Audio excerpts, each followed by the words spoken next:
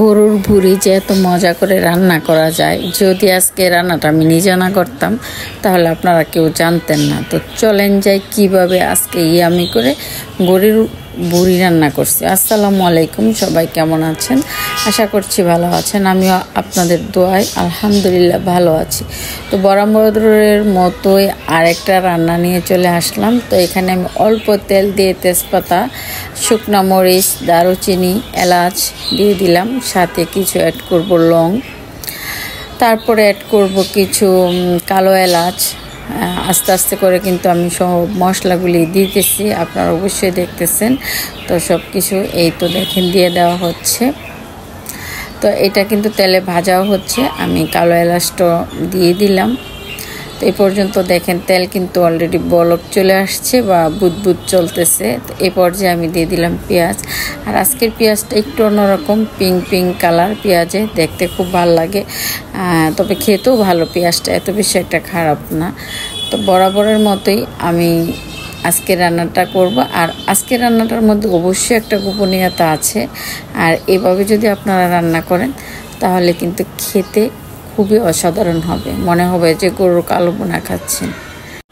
আসলে কি তাই? তার চাইতে বেশি মজা। একবার বাসায় ট্রাই করে দেখেন না আপনারা।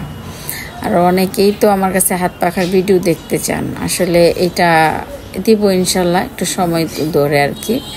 তো এই পর্যায়ে আমি দিয়ে দিলাম আদা রসুন পেস্ট। আদা রসুন পেস্টটার মধ্যে আদাটা একটু বেশি দিব, রসুনটা একটু কম দিব। যদি আদা আমি 1 চামচ দিই, রসুন 1 চামচ দিলে আদা আমি 2 চামচ 1.5 চামচ দিব, এরকম। তো এই রেশিওতে রান্না করলে রান্না খুবই মজা হয় এবং ইয়ামি হয়।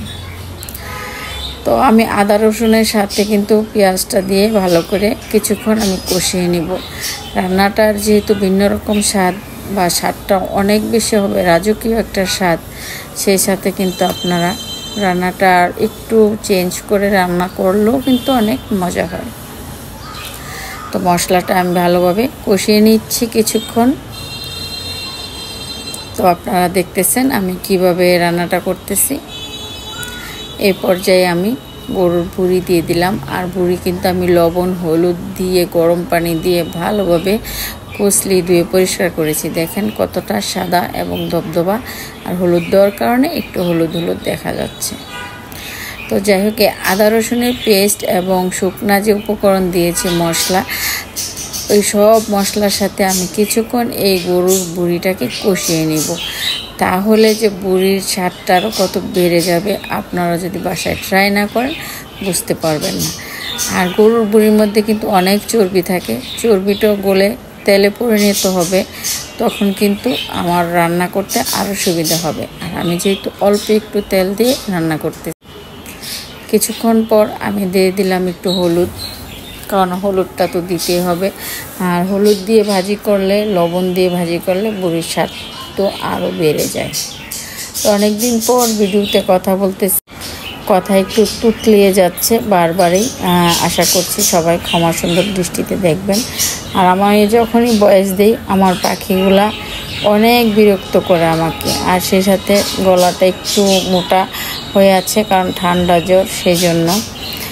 তো গরুর ভুঁড়ি কিন্তু কিছুক্ষণ ভেজে নেওয়ার পর দেখেন তেলে একদম ভরপুর হয়ে গেছে। এর সাথে আমি কিছু গরুর ফেপচা সিদ্ধ করে রেখেছিলাম। কলিজার সাথে অনেকে এই ফেপজাটা দিয়ে খায়, আমরা ফেপজাই বলি, আসলে শুদ্ধ ভাষায় বা কী বলে আমি জানি না। এটাও আমি সিদ্ধ করে দিয়ে দিলাম। আর এই দুইটা একসাথে রান্না করলে ওয়াও, দারুণ একটা টেস্ট আসে। তো সবগুলি একসাথে দিয়ে আমি আরও কিছুক্ষণ ভালোভাবে কষিয়ে নিব। আর এখন কিন্তু আমি সম্পূর্ণ কষাচ্ছি তেলের উপর। তেল চর্বি দুইটাই একসাথে আছে, আর সাথে তো আদা রসুন দেওয়া আছে। তো আপনারা এইভাবে করে রান্না করবেন। তো আমি আরও কিছুক্ষণ কষিয়ে নিচ্ছি, যতক্ষণ পর্যন্ত না আমার মনের মতো হবে। আপনারাও সেম করে নেবেন। তো এই পর্যায়ে আমি দিয়ে দিব মরিচ গুঁড়া। আর মরিচ গুঁড়াটা আমি একটু বেশি দিচ্ছি, কারণ আমি ঝাল খেতে পছন্দ করি। ধনিয়া গুঁড়া,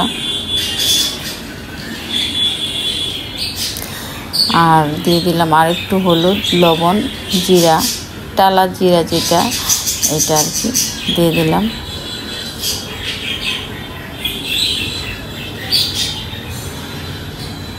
দিয়ে ভালোভাবে আমি নেড়ে চেড়ে দিচ্ছি।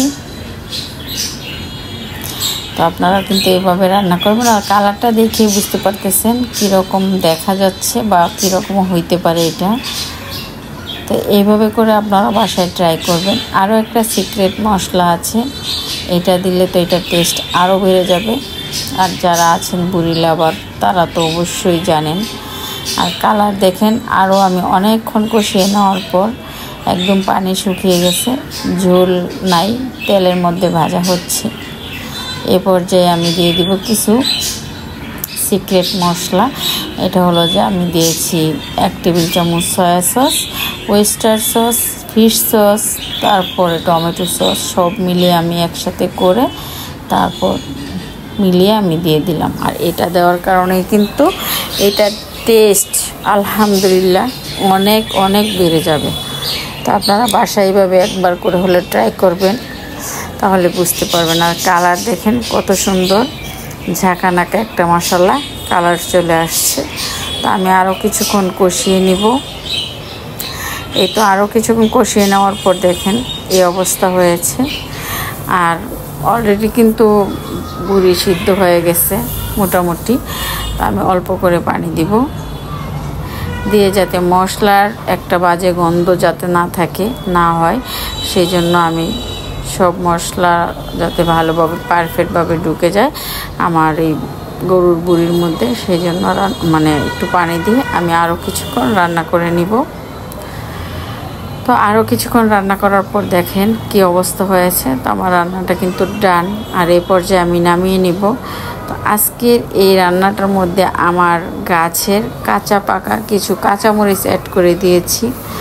এই রান্নাটা কেমন হয়েছে বা আপনাদের কাছে কেমন লাগবে এভাবে রান্না করে খেতে, অবশ্যই কিন্তু কমেন্টসের মাধ্যমে জানাবেন। ধন্যবাদ।